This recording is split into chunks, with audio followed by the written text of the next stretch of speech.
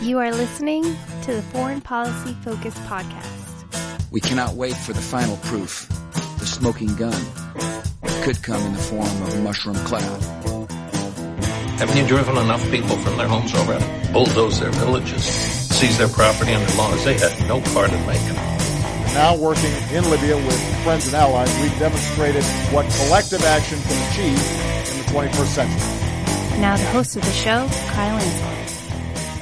This is episode 314 of the Foreign Policy Focus podcast. On today's show, I'm talking about polling data suggesting the Americans don't want this massive empire, updates on Russiagate and the U.S. relationship with Russia, and some news on Korean peace talks as we're pretty close to now a week away from the planned talks between Donald Trump and Kim Jong-un. Share the show or recommend it to a friend. Best place to find it online is at the Libertarian Institute, where my show and the daily news roundup that I write are featured there on the homepage, so all you have to do is type in libertarianinstitute.org. Also check out the Patreon page and get access to bonus content at patreon.com/foreignpolicyfocus. So the first thing I want to mention on today's show is this article in Time by Ian Bremmer, and I'll link to it in the show notes page, where he takes some recent polling data of Americans and goes through it and makes, I think, important observations that the American people don't see themselves as the indispensable nation to the rest of the world,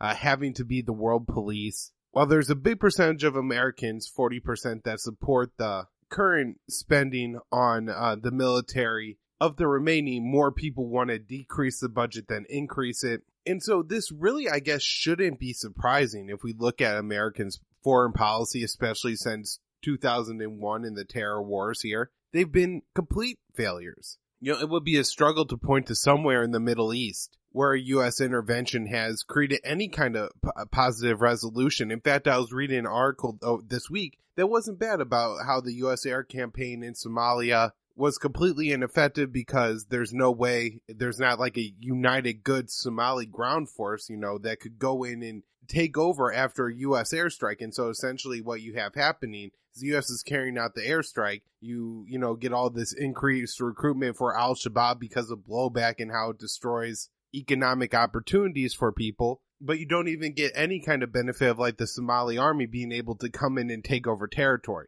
And so essentially you're blowing people up, but you're not taking the territory, and then you're just creating more enemies. So, completely counterproductive policy. But that beginning of that article, there's a paragraph where the author says the drone war has been effective in some places, like in Yemen and in Pakistan. Now, Pakistan's the one that like really had me laughing because, the drone war Obama fought there may have been somewhat successful on the Pakistani side of the border, but now it pushed all these Tariq-e Taliban into Afghanistan, and they became ISIS-K and are now not only a problem, just because you have quote unquote, jihadists, running around Afghanistan again with these ISIS-K guys, but they're plaguing the Afghan government. They're carrying out a lot of suicide attacks, and the Taliban do too, but ISIS-K has been doing that since they came on the scene there. So you really can't be called a successful policy if you just push people from one border to the other, especially when the U.S. is actually fighting a counterinsurgency in Afghanistan. And then in Yemen, I mean, of course, I don't know how you could claim that drone war was successful. They point out that they took out some leadership targets, but what kind of happened, it's hard to exactly say what the exact result of the drone war has been, because then the United States got involved in another war in Yemen. This one was against the Houthis, the enemies of Al-Qaeda in the Arabian Peninsula, the Al-Qaeda affiliate in Yemen. And so then the U.S. allies like Saudi Arabia and the UAE are now backing and supporting and cutting deals with AQAP and the ISIS-allied fighters in Yemen. And so they're stronger than ever. But not all that has to do directly with the impacts of America's drone war. And so the two that you would kind of point off to offhand as being successful were complete failures. And then if you look, Somalia, Iraq, Libya, Afghanistan, Yemen, Syria, if you look at what's even happened just like in Lebanon with, over the past 30 or 40 years, Hezbollah, going from kind of a militant group to now, being a very powerful faction in politics in that country. Iran, of course, has more influence in Syria and Iraq than they ever had before U.S. interventions. And we've gone from having a few hundred Al-Qaeda fighters on 9/11 hanging out in Afghanistan to thousands of jihadists spread everywhere from Mali all the way to the Philippines. So that, this has absolutely exploded. It's an absolute failure. It's obvious. However, sometimes it doesn't seem that way, that everybody knows it, because the quote unquote experts on foreign policy have completely opposite views of the American people. The article in Time points to one statistic where 47% of experts felt that America was kind of the indispensable nation around the world, and only 9.5% of Americans agreed. And so the problem is that every time anybody watches anything on TV, it says, oh, the United States has to stay in Syria no matter what, or really bad things are going to happen, possible, terrorism against the United States. Russia's going to gain power. Iran's going to gain power. ISIS and Al-Qaeda are all on the rise. If we leave Afghanistan, the same thing. Any of these interventions that you want to wind down, or any war that you don't want to start, the consensus establishment that you hear from the mainstream media is always so consistently against the policy that, myself and the American people want, which is less interventionist. To me, this is a bright spot, and I think that a candidate in the 2020 election like Tulsi Gabbard could maybe kind of latch on to this and start to pick up some momentum. One thing that I've been happy to see so far is that while the biggest criticism I think she's received, especially from the mainstream media, is she's an Assadist and her foreign policy is terrible, and she supports dictators and all this, and she really hasn't backed down. And whenever I kind of watch her speeches or read her tweets, a good percentage of them are about the foreign policy issue. She's not shying away from it, she's not backing down from it, and she's making it central to her presidential campaign. I think this is smart because, as I just pointed out, the data shows that the American people support it, and this is going to be something that really sets her apart from the rest of the Democratic field. Even Bernie Sanders isn't that good on foreign policy, and I know he's in the race now, and he's certainly better than the kind of establishment style, Kamala Harris, Cory Booker, if Biden decides to run. They're all complete hogs. Elizabeth Warren has been a little bit better on some issues like Yemen, but she's a pretty big hog too. So, there's not a whole lot of bright spots on the Democrat side, but so far Tulsi Gabbard is one, and hopefully she could tap into this very popular feeling in the United States that we need to be less interventionist. So I would say like 90-something% of what the Democrats right now are doing in the House is all political and worthless. A lot of hysteria around Russiagate. However, there is some actual oversight now that they have the majority of a House and have some control of the government, where they're providing some actual legitimate oversight of the Trump administration. In this case, it's a very important one. Elijah Cummings, who I guess is the chair of now the House Oversight Committee, put out a report saying that there's a lot of people in government concerned that the Trump administration is going to look to bypass Congress when they sell Saudi Arabia nuclear technology. It's probably been 6 months or so since I talked about this issue on the show. And I kind of lost track of it. But basically what's happening here is the United States is looking to sell Saudi Arabia nuclear energy facilities and all this kind of stuff. Now, part of this agreement, the United States wants to have a 1-2-3 agreement. It's the same style agreement they had with the Emirates, where we provide certain type of reactors and everything to Saudi Arabia, but we don't have them enrich any fuel. I think above 20% is the limit. And so this would prevent them from being anywhere near able to, achieve a nuclear weapon. And basically, I guess what would be is we would be afraid that if Saudi Arabia starts to develop nuclear weapons, Iran would be threatened and develop nuclear weapons in retaliation. So this deal agreement would be very important, but Saudi Arabia doesn't want to agree to it. They don't want to do a 1-2-3 agreement like the Emirates did. They want nuclear technology, and they want to be able to, do what they want with it. And so for some reason, and the best thing that I've read so far is that it's the Kushner connection to Mohammed bin Salman, that the Trump administration seems really dedicated to this relationship with Saudi Arabia. And so it looks like the Trump administration is trying to bypass Congress so they don't have to make one of these, 1-2-3 agreements in order to sell Saudi Arabia the nuclear technology. Now, I'm not quite sure why it matters. The U.S. makes agreements with Saudi Arabia over the weapons we sell them all the time, and they violate them. I mean, even CNN is reporting that Saudi Arabia is giving away American weapons that by agreement they're not supposed to be giving away, and they're giving them to terrorist allied groups in Yemen. It's absolutely insane. As much as I don't think that there's anything as to this Russiagate narrative, there is a lot of influence that Saudi Arabia seems to currently have over the Trump presidency and how committed Trump's been to the war in Yemen, despite seeming to be smart and wanting to end wars in Syria and Afghanistan, understanding that ending the war in Syria could empower Iran or at at least allow them to control, by neocon standards, more territory in Syria. Now, maybe the U.S. leaving would actually make Iran less influential in Syria because Assad could then tell, the Iranians, we don't need your troops in our country anymore. We could control it ourselves without the Americans here. But, there's a lot of rebuilding to go on in Yemen. And my guess is that, if Iran is loaning the Syrian government $100 million to build some new power plant, and there's Iranian construction crews building the thing, that Iran may have like their troops surrounding it in order to keep it safe, making sure no ISIS guys go and blow it up.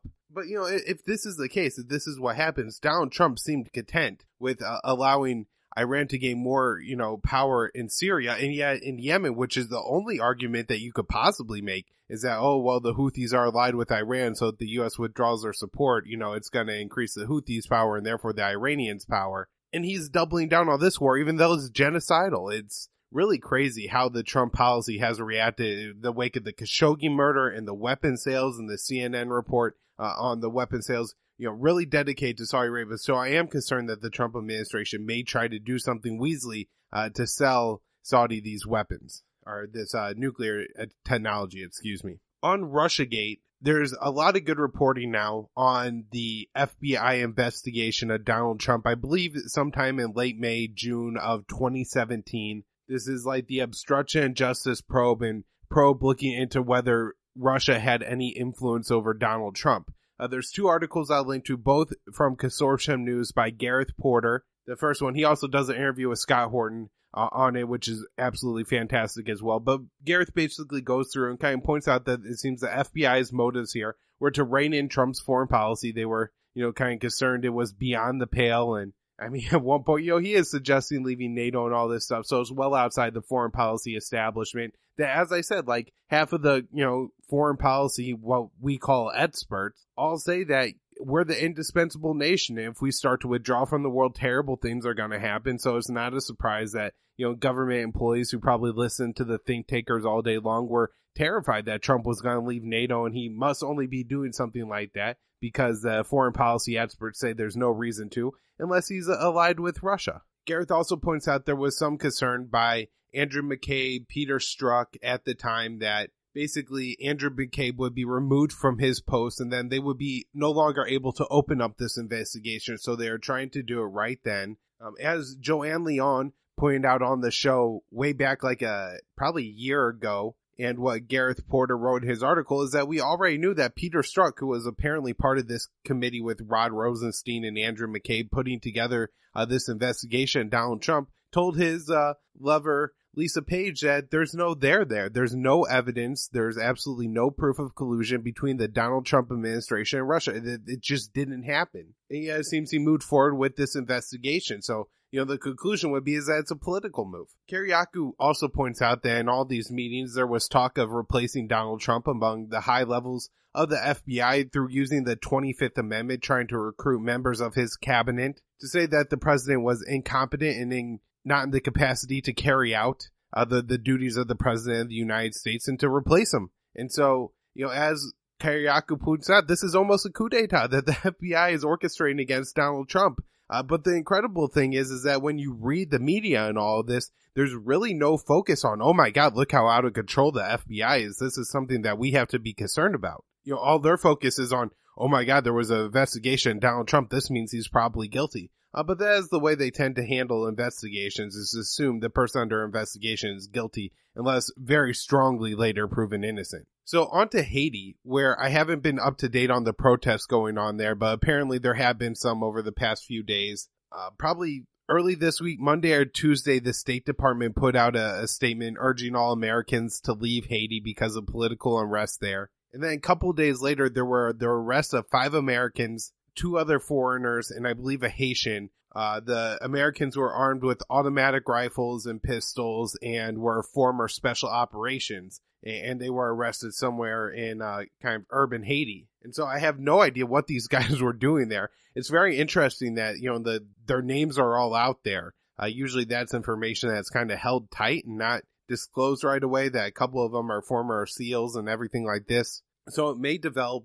I don't know if this is quite a coup attempt or if it was orchestrated or had anything to do with the U.S. government, But we have seen examples in the past, like in Yemen, where the UAE hired former U.S. Special Operations soldiers to kill political and spiritual leaders in Yemen, not even militants. And so it would seem to be murder, but this is something that happens. I read an interesting story that the UK is putting a lot of pressure on Germany to lift their weapons ban to Saudi Arabia. I guess, in wake of everything horrible that the Saudis have done, including the Khashoggi murder, the general genocide going on in Yemen, and, looking at specific cruel examples like blowing up a school bus full of children, the Germans had enough and said, we're not selling any more weapons to the Saudis. Well, I guess what some of the German weapons in some way, help enable UK weapon sales. So, maybe they're the missiles that go on UK made rocket launchers or vice versa. And so for that reason, you don't buy one without the other. And so UK is seeing their weapon sales going down, and now they're putting pressure on Germany to sell weapons again to Saudi Arabia. Now, this is with, very recently you had a Lord Committee report saying that the UK weapon sales to Saudi Arabia probably aren't legal when you look at the humanitarian crisis and the brutal war that the Saudis are waging against the Yemenis. And yet the UK Foreign Ministry is putting pressure on Germany. It's, again, one of these insane policies where I'm sure no Americans or no British citizens sit around all day thinking, boy, we have to kill all the Yemeni people, and I'm glad those little children are starving to death and we're dropping bombs on school buses. But, that's never what's portrayed in the media. It's that, if we do anything that isn't supportive of Saudi Arabia's war against the people of Yemen, it benefits the Iranians, and therefore we have to blow up as many Yemenis as it takes. And then, with that expert consensus, you end up with the foreign minister going over there and putting pressure on the Germans to do something completely immoral. I don't think Germany is going to go along with it if there's any good news in this story. There was an anti-Iran meeting in Warsaw, I believe last weekend, that I haven't yet covered on the show. Ron Paul and Daniel McAdams on the Ron Paul Liberty Report do a phenomenal job. I'll link to that in the show notes page if you want to go into the details of what happened here. But generally, it did not go well for the United States. They tried very hard to keep the Russian foreign minister, Sergei Lavrov, from making it to the summit, but he not only came, but hosted a lot of events. I think there are a lot of high-ranking Americans there, and then their, kind of European counterparts didn't accept meetings with them. And so you have Pence there, and it's not like he's meeting with high-ranking Germans or anything like that. They're either lower or just not having the meetings at all. It seemed that the general purpose of it was for the United States to push other nations into adopting a stricter sanctions and economic isolation policy against Iran as part of Trump's, quote unquote, maximum pressure campaign against the Iranians, that, we're going to make them so hungry and so poor that they come to us banging on their hands and knees, give us a new regime. We'll give away all of our rockets and weapons and never have an army again, and in no way ever say anything mean about Israel because you starved us all so much. Of course, generally the opposite is going to happen, and the people are going to suffer, but that's not going to make them blame their own government. They're going to blame the American government that's trying to rally the rest of the world not to do business with any of them. So that summit seems to be a pretty big flop, and that's a good sign for not going to war with Iran.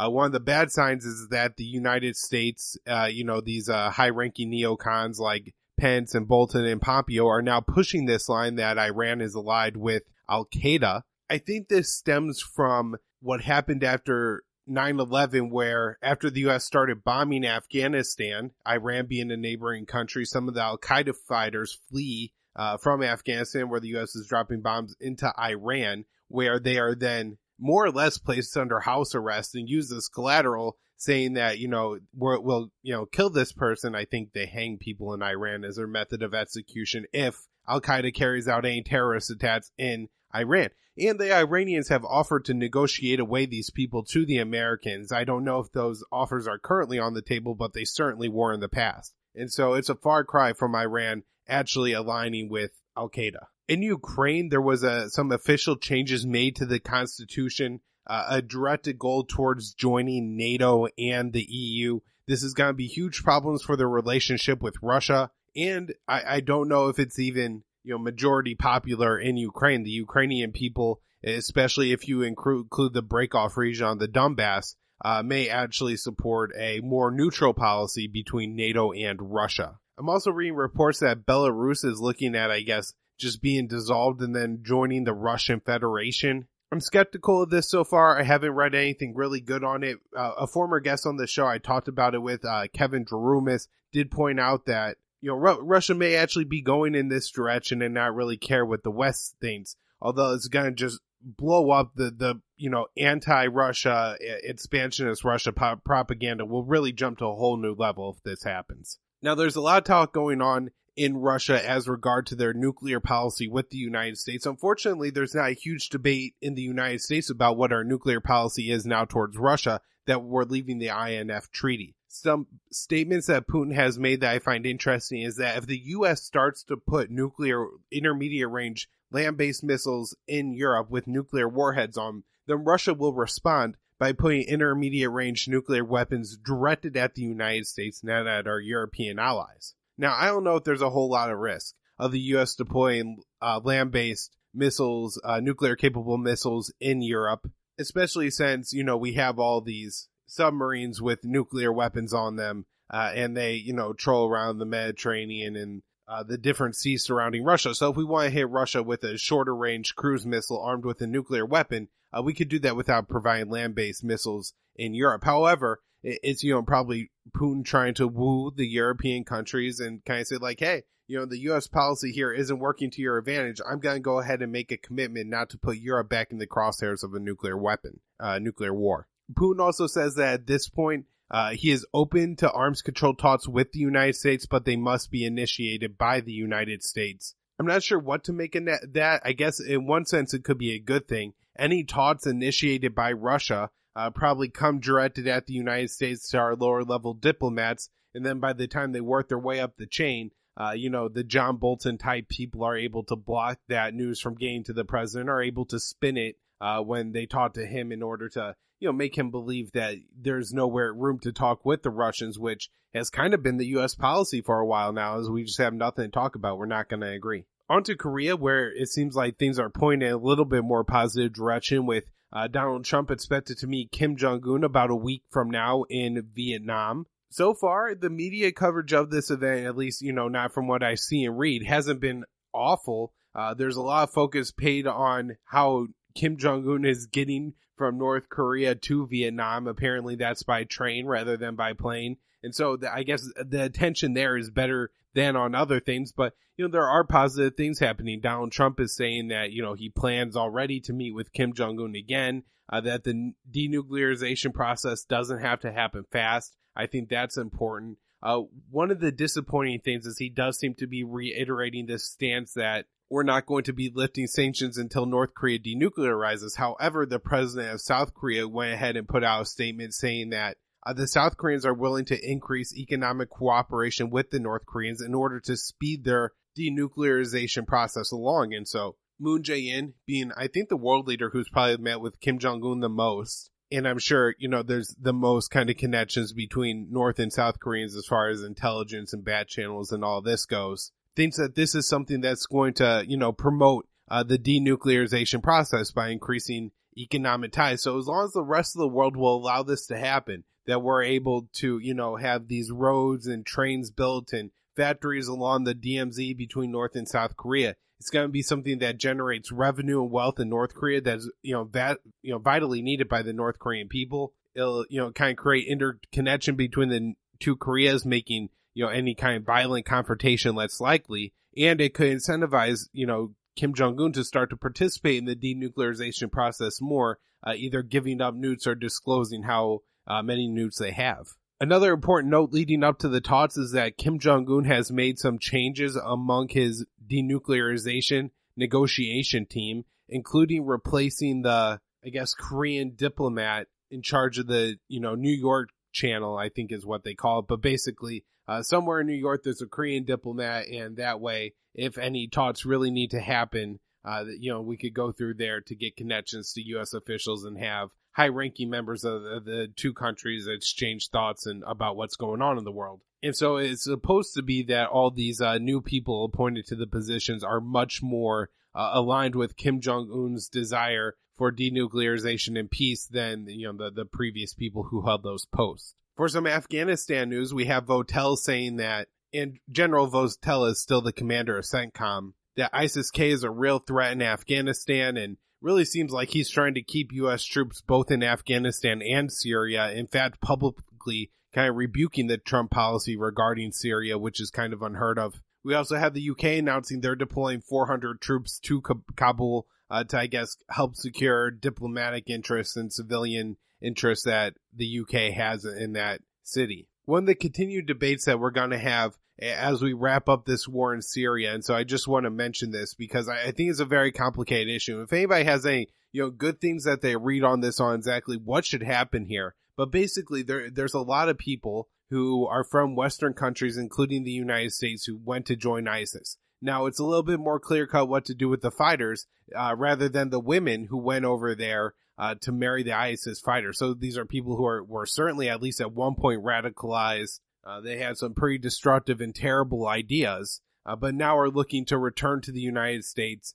Some of them, this will be their, official home country. I think it's complicated when you look at who actually, has citizenship because their parents were American citizens or whatever, and how that applies with can they come back in the country. But this is going to be a really complicated matter. And so if anybody has any good ideas on, what could or should happen here, I would love to hear them. But I think this is going to surround a lot of the debate coming up here about the Syria troop withdrawal, because as the United States leaves Syria, that's when we're going to have to decide what to do with all these people. Last thing I'll mention here heading into the weekend is that last weekend, Nigeria, I believe last Sunday, Nigeria was supposed to hold their presidential elections. Unfortunately, those got delayed by a week. One of the reasons this is a huge deal is that Nigerians had to vote in their state of birth. And so I don't know how many Nigerian states they are, but this means that people had to travel across the country. It's a dangerous country. There's a growing Al-Qaeda linked group called JNIM in the Lake Chad Basin region of northeastern Nigeria. There's also Boko Haram in that country,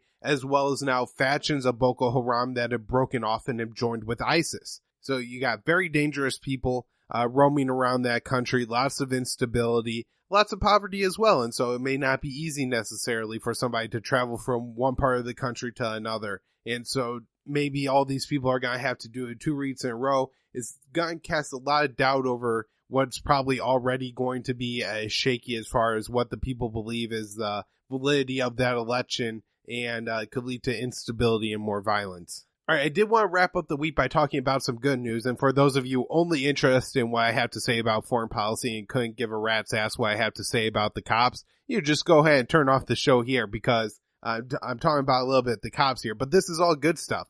In Topeka, Kansas, the city is now going to hire a civilian investigator to look at accusations of police malpractice in, I guess, the Topeka, Kansas region. This would be great, right? To actually have somebody other than people who work with cops investigating cops. When we look at what could possibly be done to have better oversight over our police, there have been ideas suggested like having essentially state lotteries, and there's an accusation of police malpractice, then you would find somebody from a district other than your own to come in and investigate those cops. But this one seems like, especially if you hire somebody who's really out there to make sure the people are protected, could really be beneficial to cutting back on police abuse. A late passed law either last year or the year before, which made records of police abuse public. Now, I guess this was catastrophic to police, and they really fought to make sure that this only applied to future, claims or findings of police abuse. But an LA court has just read that all these records are made public, and I don't think they had a chance to destroy these either, because I know one time they were trying to get rid of all the records before a court could rule on it. So it does seem like, all these records are going to become public, and this could be another very positive thing to cutting back on police abuse. Let's say all these records are made public and people put together databases, and then you could go, like, let's say, you get a traffic stop, and like what happened to the guy this week in Delaware. He put up the smallest resistance to the police officer trying to say, no, you can't open my door, officer. And the cop pointed a gun right in his head and, was screaming demands at him, like, get out of the car. And while his seatbelt's on, and I'm not sure that, if a cop's pointing a gun in my face, if I'm going to reach to undo my seatbelt, because it seems like the cop could then say, well, he was going for a gun in a holster or in his waistband and, just blow my head off. And so let's say that happens to you, and then you have access to this database. You go in, you type in the officer's name, and you can see, oh man, there's been 10 other times where this officer mistreated someone. Go talk to a journalist or write up a little thing yourself on your Facebook page. And, suddenly there could be a lot of exposure of, especially if there's really this bad apple situation in police departments, or it's just one or two cops that are causing these problems. Real easy way to weed them out. The last bit of good news, Supreme Court ruled that the 8th Amendment applies to state laws, and this is putting some limitations on civil asset forfeiture and excessive fines. For a lot of reasons, this isn't the best kind of thing, but it is a step in the right direction, and so it's certainly a victory, although not the biggest victory that some people are saying it is. But we should all be happy anytime we could cut back on police just stealing people's property, even without convicting them whatsoever. All right, that's where I'll wrap up the show for the week. I hope you liked it. I really did want to throw in the police stuff at the end just because I was kind of excited about those stories. It's not often that I have stories about police that are good news. I got some great episodes coming up for everyone next week, excuse me. I had some great episodes this past week, though. Scott Horton was on episode 312, so if you haven't heard that yet, definitely go back and check that out. Find all my work at the Libertarian Institute, Daily News Roundup, and the show are featured there. Patreon.com/Foreign Policy Focus. There's this new thing I found on Twitter called tippin.me. I'm /@KYAAALE there. It's my Twitter thing, and apparently that's a way you could do micropayments in support of people. So if you read a news roundup or you like a show and you like it and you want to throw me a couple bucks for it, maybe that's a way that you could do that. Just something new I'm looking into. Minds.com is the new social networking site. I really like it. So check me out there at Immersion News. And Immersion News is, of course, the name of my great news website that you should all be going to and seeing what I'm posting there. Thanks, everyone.